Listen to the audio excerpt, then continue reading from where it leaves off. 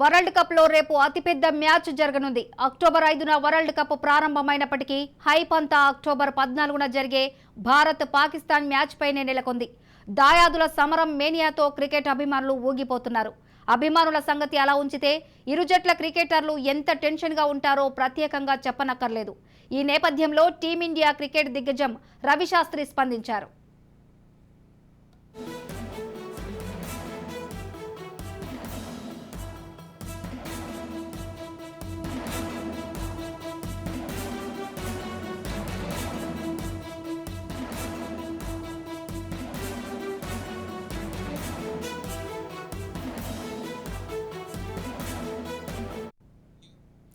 ఈ ఐఫై మ్యాచ్ ఫలితం అంతా కొత్త బంతిని ఎలా ఎదుర్కొంటారన్న అంశంపై ఆధారపడి ఉంటుందని అభిప్రాయపడ్డారు. ముఖ్యంగా టీమిండియా ఓపెనర్లు పాకిస్తాన్ ప్రధాన పేసర్ షాహీన్ అఫ్రీదీని ఎలా ఎదుర్కొంటారన్నది చాలా ముఖ్యమైన అంశమని వివరించారు.